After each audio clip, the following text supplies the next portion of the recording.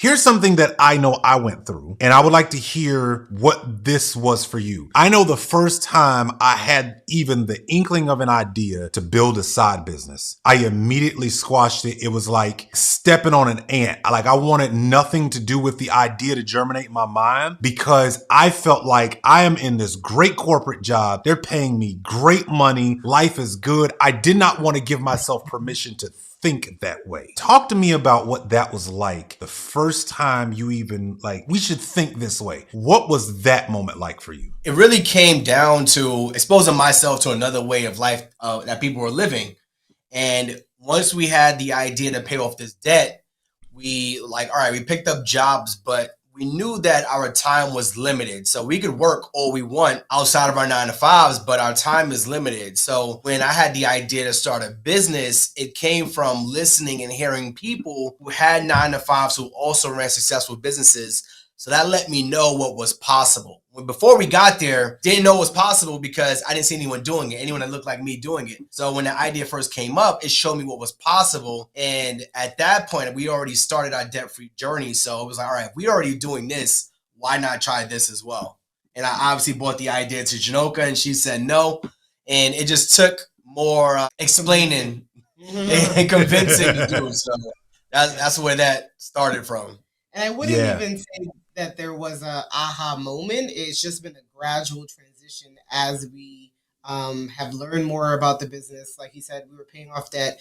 Then we started the business and things like that. So as we learn more, it became gradual for us changing our mindset and changing the way we think about everything because we were just, learning it together. Yeah. So, one of the interesting things about these journeys is that at some point, when you decide to dive in and you decide that, hey, we're doing this thing, you quickly figure out that, okay, there's some things that we didn't account for while we thought about this great idea, right?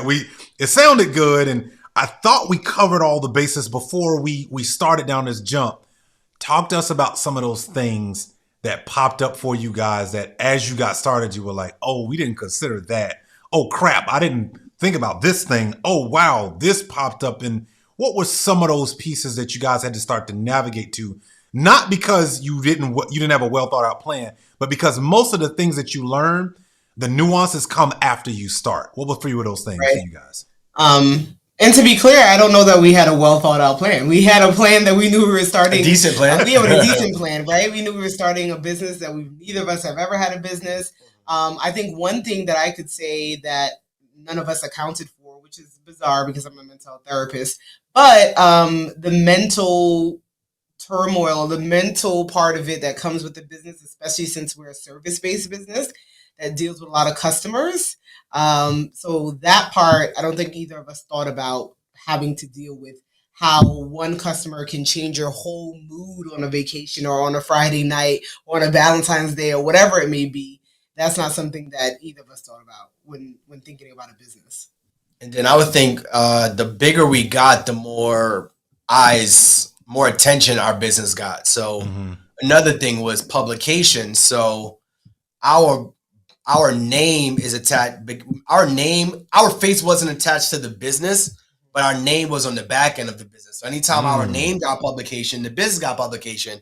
And people start kind of poking around and digging into your personal lives at that point. So we didn't realize the bigger we got, the more attention would be drawn to the business side of things. As obvious as it sounds, our face of that, our business brand has nothing to do with our personal brand. So we didn't realize the two would be correlated at some point.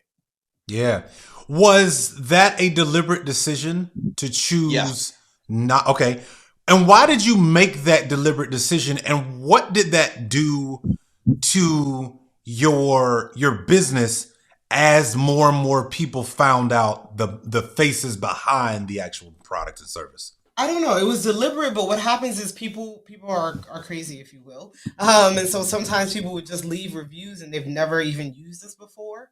Our services before. They would just leave it because whatever. That's something that we face. Yeah.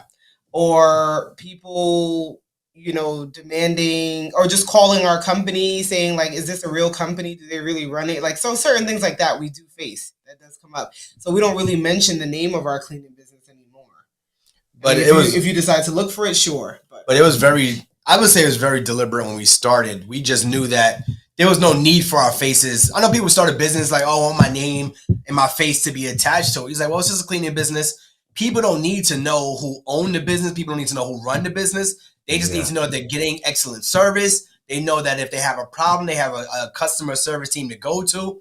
A lot of these companies, you don't ever talk to the CEO. So why do you think you need to know who the owner or CEO is of a small, quote unquote, mom and pop cleaning business is?